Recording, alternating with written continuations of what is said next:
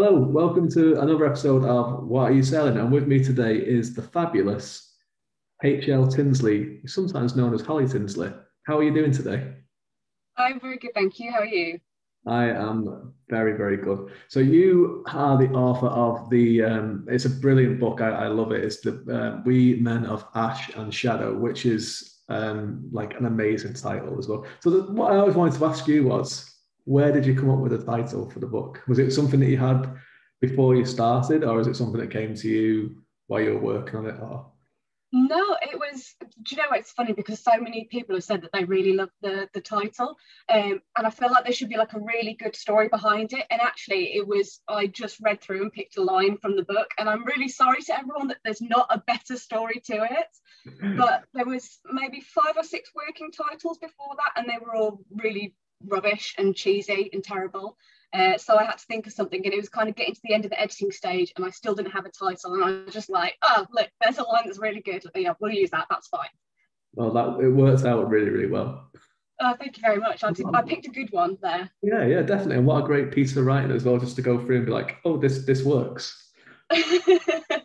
Yeah, it's one of those things where I was getting a bit panicked. So time was of the essence, really. Yeah, no, that's great.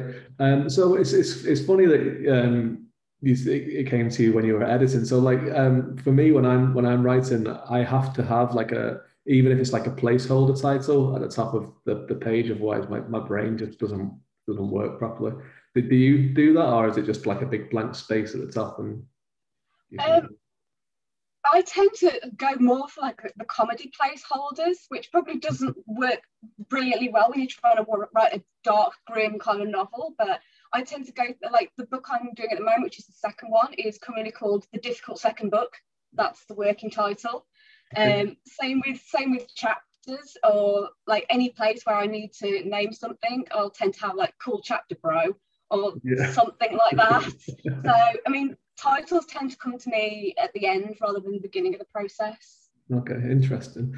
I'd be the same as you. Like, unless sometimes I do have a title very, very early on, but if I don't, I will just put something, and it's usually like Nick Holloran's Magical Mystery Tour or something like that. Or Yeah. it's always that the amount of books or things that I've started that is something Magical Mystery Tour is like there's too many of them at this stage. Yeah, I think that's the problem as well, because I tend to do it with things like place names or character names. But like if I introduce a new city, for example, I will literally just put city name or place name. But then when you get to a chapter where you've got five or six of them and you're thinking, okay, so which place or city am I talking about now? And then you don't know what's going on. That happens regularly to me. Yeah, yeah, I share, I feel your pain with that one. I had something in the for in Solitude Shadow. I had something in just named town name for the longest amount of time that I was like, can I just get away with calling it Townham? Just get rid of the space and just leave it as that. Do you know But I've had similar things like that where I've been trying to like name something and I've just come up with something really ridiculous, and I'm not going to say what it is, but there was a conversation recently I had with my husband, and I said, oh, what should I name this city? And he said, oh, name it, and he said like a really common woman's name. I was like, okay, so that's what it's named now. So, you read my book and you get like cities called Colin and things like that. that's good. It's nice. Just spell it with like an accent over the O and like three L's, and you're Yeah, yeah, fine. yeah. Make it look fantasy. That's the way That's to it, do it. yeah. And the great thing about fantasy is that when people are reading it, everyone pronounces things in different ways, and then they argue with other people about how it's pronounced. So no one will ever just know it's just Colin. Yeah, So yeah, exactly. That's it. absolutely. So why don't you tell us a little bit about We Men of Ash and Shadow? So it's the Vanguard Chronicles book one. It came out in October last year, wasn't it? 2020. Yes, it was. Yeah, Yes. yeah. I've gone to This read like it. last 2 years, just I've no idea what times and dates we're on these days. It's just all one. So, but yes, this is. I don't know how well you can see the cover there, but Yeah. that's the book there. It is, as you say, it's the first book in a series that I'm doing, which is currently penciled in to be three books, will possibly be four, depending on how far I want to expand some of the new storylines I've put in. It's based on the experiences of John Vanguard, who's the main protagonist. He's a mercenary, he's a war veteran. He currently resides in this really grim, really dark industrial style city where he works as a mercenary. He's involved in kind of the shadier, shadowy politics of the city, and it's just about his journey and what he experiences as they're not in a revolution, but they're kind of moving towards being in like a civil war revolutionary state. Mm-hmm. And John Vanguard is a great character, and is very unique, I think, in a lot of ways as well, because he has a lot of things going on. He has a lot of things, yes, and why you tell us a little bit about John Vanguard, because like I say, like when I read this, I was like, wow, there's not many characters that I've come across like him. I mean, he's a complex fella, as you've rightly pointed out. He's got a lot going on, and he's had a not so easy life. He's had military experience, he's had criminal experiences. He's not particularly ever been accepted wherever he goes. So, you know, he's essentially the lone wolf kind of character. But what's interesting about him is that he does have this kind of need to connect to people and to the world that he tries to fight against, because obviously his experiences and the fact that he's always been on his own have never really allowed him to do that. But he is essentially quite a moral person in his own way. He's not a nice person, but he's a moral person. And I think what I love about writing him is that he's quite introspective in his own way. So with Vanguard, his whole kind of presence is about what's not being done, what's not being said. And I think that's why, you know, people that like him have kind of really got into this character, because it feels quite intimate with him, I think. Yeah. So if that makes sense. No, yeah, definitely. Because I would agree with that as well. Like you really get into the head of him when you're reading it. I mean, even just like the descriptions of the city, because like it'd be fair to say it's kind of like a gas lamp fantasy. Would that be? Yeah, definitely. Yeah. I was wanting to ask you about that. I mean, are you a video gamer by any chance? You know, it's funny because I'm what I would refer to as a dabbler. So I love video games. I mean, there are specific series like, I mean, the Assassin's Creed fantasy. I think anyone who kind of speaks to me online or reads my stuff will quickly realize that, you know, that's a big source of inspiration for me is the Assassin's Creed franchise. But otherwise, I'll play games, but not really get too hugely into them. Game-wise, I'm more board games, TTRPG, that kind of thing. I'm just not very good at video games. That's the thing.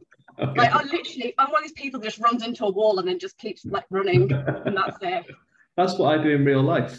I'm better at video games than I am at real life. That's I'm not good at either. So when I was reading this, there's a video game franchise called Dishonored. I don't know if you've ever heard of it. Yeah.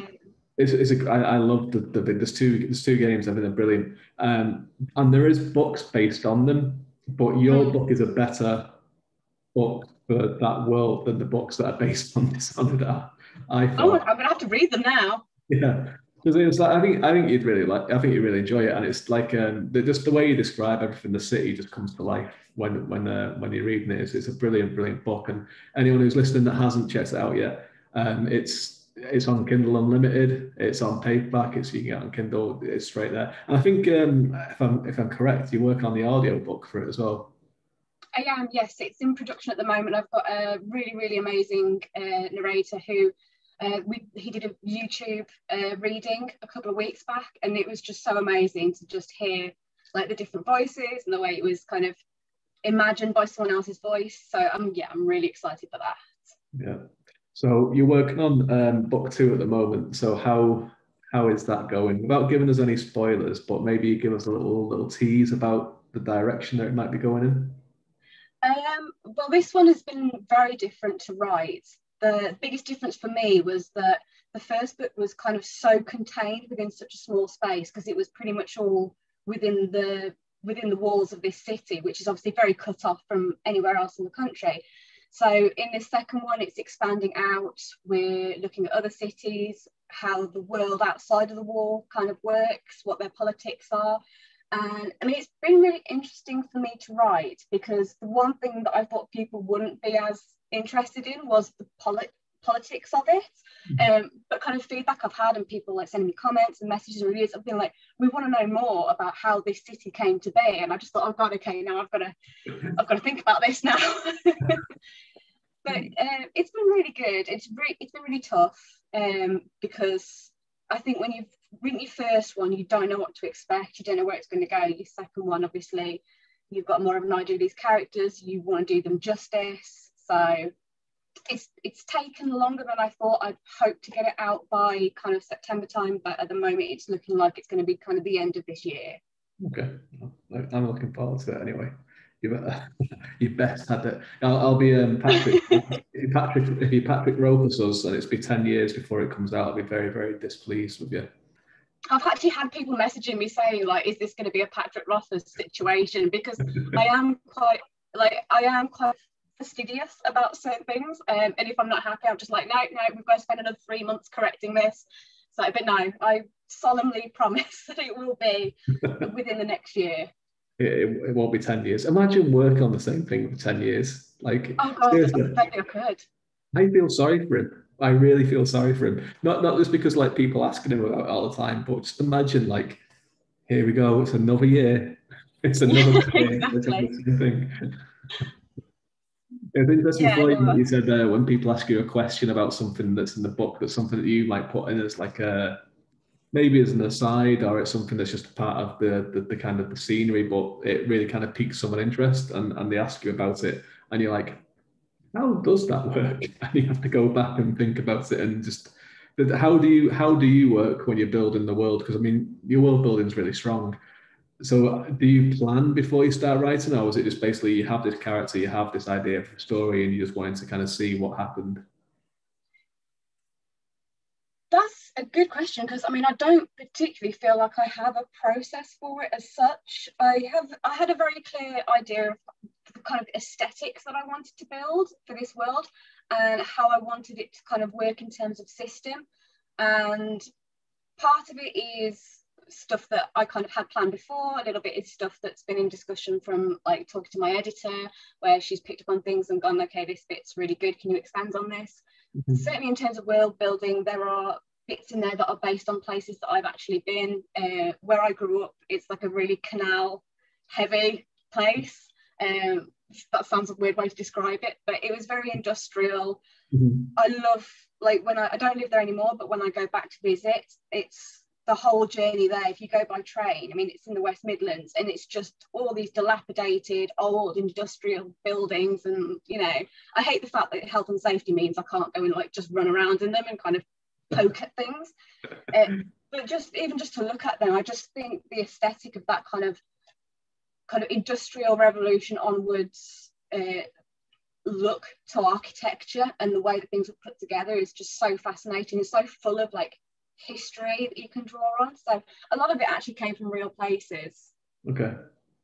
Yeah, that's cool. I mean, I grew up in Manchester, so like I know that feel quite well, because I was in Salford, so it was like canals, mills, and all this kind of stuff. But none of it existing. It was all replaced by nice shiny new buildings and everything. But I know exactly that feel that you're talking about. That kind of the just pre-industrial sort of setting. It is very kind of it's something that's you don't see a lot of in fantasy either. So it's always nice when it happens, because it is like a breath of fresh air when you get into it. So how did you get into fantasy? Like, have you always been a fantasy reader, or is it something that kind of just snuck up on you? Or I'd say like on and off. Like from being kind of school age, where you're at the age where you're reading, like, you know, your Tolkien and things like that. I've always liked fantasy, but I haven't always been a big reader of fantasy. Big books do intimidate me, and fantasy does tend to be big books most of the time. Yeah. I think for me, it was probably the last couple of years when I discovered, you know, Grimdark as a genre. when I really started picking books up again and reading them again. Before that, I was much more interested in actual history. So, you know, not historical, maybe a bit of historical fiction, but most of it was kind of accounts and, you know, non-fiction books, things like that. So, yeah, it's always been in the back of my head, but probably not, you know, my main focus. I never like planned to write a fantasy book. This is just kind of the book that, you know, came out of me.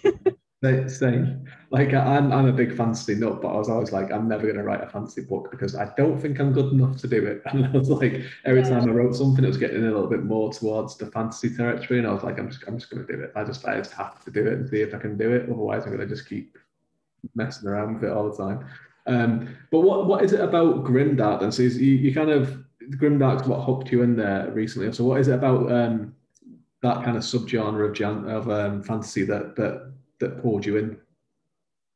I think it's mostly, I mean, a lot of people have gone, you know, I've lost my train of thought. Hang on, let me get back on the track.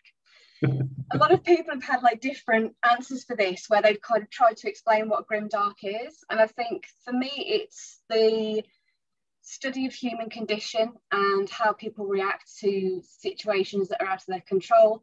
I think it works really well in fantasy, it translates really well, but there's always an element of realism to it. Mm-hmm. So you've got kind of, you know, these war-ravaged like towns and countries and these terrible plagues and things going on, and then you read through history and you can just see, you know, these exact same things happened. And I can't remember which author it was that said it, but it was something like Grimdark is history but with magic in it.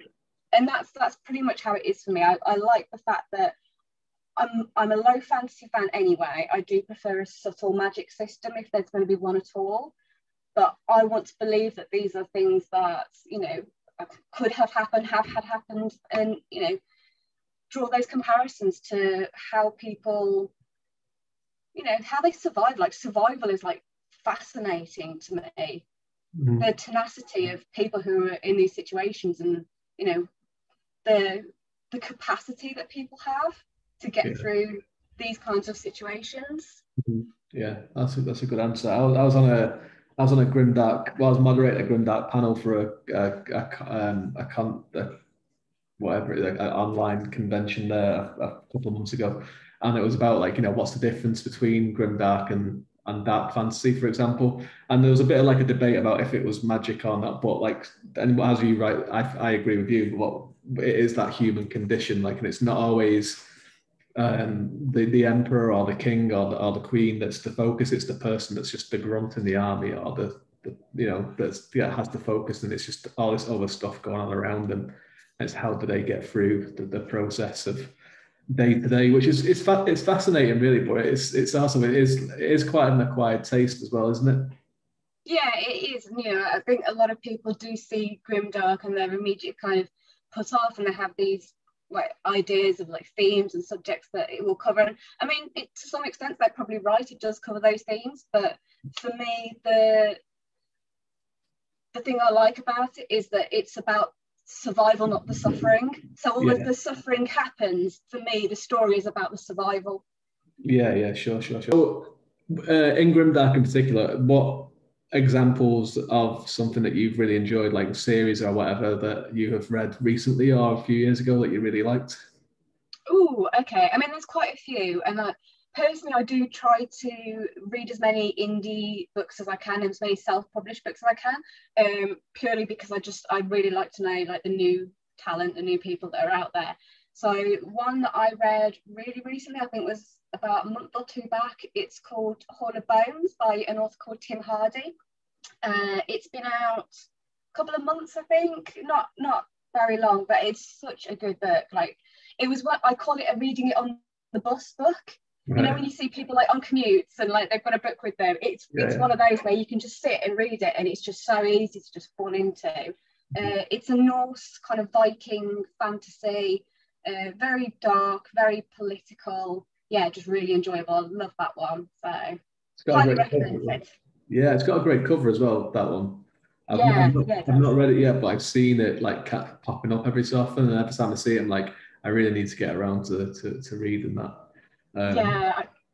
I think I try and like slip in a mention for it at the moment, at least like once a week on social media. So I'm like, people just read this book, it's really good.